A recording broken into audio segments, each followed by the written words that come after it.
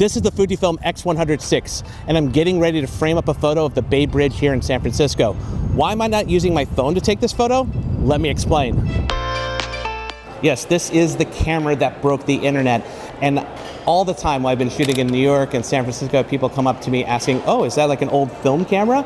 And people are just attracted to the way it looks, but the reason it looks this way is it's very practical. I have dials to control everything. So if I want to change the aperture, I just pick the one I want. If I don't know which one to do and I want the camera to, I set it in automatic mode. Same with the shutter speed. And what I like about this, I could do all that before I even turn the camera on. And I find I'm not diving into menus as often as I would with another digital camera, and I definitely can't do this on my iPhone.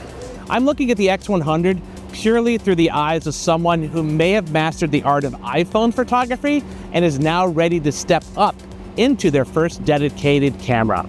It's not about replacing your phone, but complementing it. And I'm not saying that this expensive fixed lens camera by Fuji should be your first dedicated camera, but the shooting experience it provides and even its limitations are why I think it goes so well with your iPhone. For example, when I was in New York, I grabbed a ton of great shots and videos with the X100, but when it came across the Washington Square Arch and it had a perfect view of One World Trade Center on the horizon, I really couldn't get the video I wanted with the Fuji because I needed a long zoom lens, which it lacks. But I did have my iPhone with its 5x telephoto camera and was able to record this. Let's talk about why I'm drawn to the X100. Okay, here's the thing that I love about this camera. I have the OVF, which I look through and you can probably see everything in the real world. There's nothing between you and me but glass. But like Iron Man's helmet, it projects a digital outlay of the frame lines and some settings. But if that's not enough, if I need it really to see what the image is gonna look like before I take it, I do this. I toggle this switch and then EVF, an electric viewfinder, comes up and now I can get that same shot. This is something you might not hear from other camera reviewers, but there's a third mode for this viewfinder. If I go back to the optical viewfinder and I go to the left, I have now the OVF with a very baby tiny EVF on it, and I'm able to use that for manual focus to see if I'm in focus or not. Using a viewfinder helps remove all of the distractions going on around me, and it helps me focus on capturing the subject. And it felt like a luxury to play around with these evening photos as I took them of the Metropolitan Opera House and Lincoln Center. Now, I knew the composition I wanted, but needed to experiment with how much of the foreground was backlit and in shadow. This is something that I would not have thought to do with my iPhone. I feel motivated to take a photo with the X100, and I'm excited to take it with me and get lost in its viewfinder. Another reason a setup like the X100 is so ideal is it has these film simulations that can be applied when taking a JPEG. So the film simulations are not filters, they're actually based off actual film, rolls of film that Fujifilm has made for decades. And what's nice is this camera is like having 20 different rolls of film in one place. So this is Provia, it's the standard one, it's kind of default for all JPEGs, but let's take a look at the other 19 film simulations. And you can see I get a live preview of how they look as I scroll through. ProNeg High is one of my favorites. And they even have ones that are designed for cinema, aka if I'm shooting a video, I could apply this to the video. Acros with a green filter, also one of my favorites.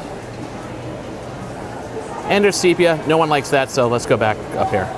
And then I can even pick what filter I want, so I have monochrome, I'm gonna pick a red filter, but I have standard, yellow filter applied to it, green filter, and what this does is it mimics putting an actual filter that would filter out that color light. So it's filtering out the red light, so I'm gonna take a picture of these flowers, and it filters out the red light, making it more dramatic and contrasty. If that were not enough, I can then go in and tweak their film recipe to my desire. Maybe I want to pull back the highlights a little bit. Maybe I want to up the contrast. I have complete control here. I mostly use the JPEG, and when you use it, the film simulation is baked in, but there's a mode on here that allows me to shoot JPEG and RAW files. So my JPEG will have ProNeg High, and my RAW file allows me to put whatever look I want. I can even add film simulations to my RAW file after the fact. All right, I want to take so many photos of this bridge because I want to use like almost all the film simulations, but I'm only going to pick two. I think the first one I'm going to start with is ProNeg High. What's my second choice going to be?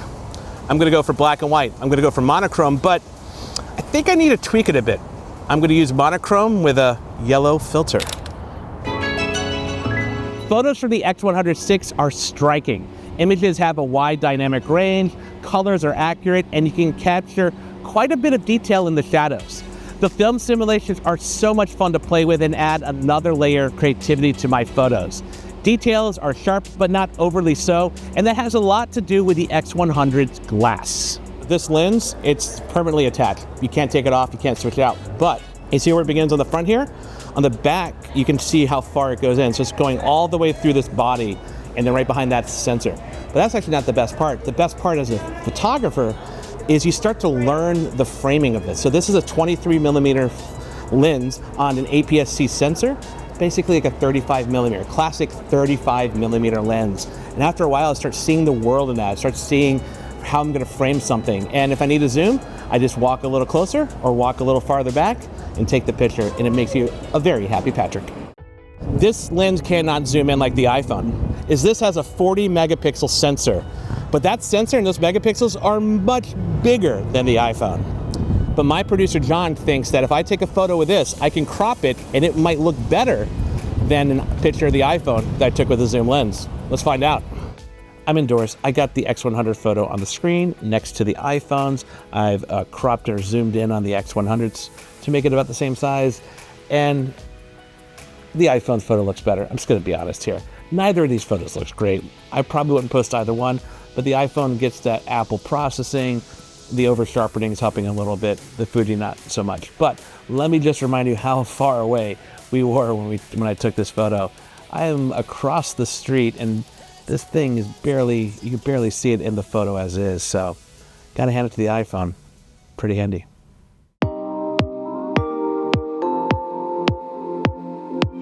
The iPhone 15 Pro Max isn't a slouch. It has a trio of lenses, wide, ultra wide, and a 5x telephoto, which makes it more adaptable in a way than the X100.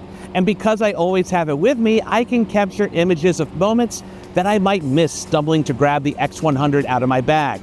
The iPhone also offers a very lovely "what you see is what you get" preview of everything you photograph or record. Also, I can make phone calls on it, watch videos, and play games, which I can't do on the X100. Next, let's talk about my X100 setup. I'm using a Peak Design cuff strap, which isn't as bulky as a full-length neck strap or shoulder strap, but still attaches the camera to me while being super portable. I mostly shoot in JPEG with the X100, and I keep the exposure comp dial set at either -1/3 or 2/3 of a stop. I find this helps protect details in the highlights. Now, if I were getting an X100VI, which I am really considering, I would definitely add a thumbs up grip that slides into the hot shoe so I could really get a good handle on the camera body when using it one-handed. Now let's talk about price. The Fujifilm X100VI costs $1,600 if you can get it. It has been back-ordered since it was announced at the end of February. Know that there are many more affordable first camera options aside from the X100, especially ones that let you swap lenses, which might be a better choice for someone expanding beyond just phone photography. But if, like me, you like the compact package of the X100 but not the price, consider getting a used one. This is my X100T that I got in 2015. Yes, the X100VI is much more capable and has more buttons that you can program and a screen that tilts on the back and a newer lens. But the majority of that photo-taking experience is the same on the X100T as it is on the X100VI. And the T is about $900 cheaper. Now, there are newer models like the X100F and the X100V that are not quite as old as the T that you can snag and still save hundreds of dollars. At the end of the day, I like my iPhone. I've taken a lot of great photos with this, in fact, some really good ones, but I have so much more fun taking photos with the Fujifilm X100. Yeah, there are limitations, but those limitations add to my creativity. But overall, I just have fun, and that's really important when you're doing something creative. If you like this video, please give it a thumbs up. If you want to know more about the Fujifilm X100VI or the iPhone 15 Pro Max, check out CNET.com. Thank you for watching.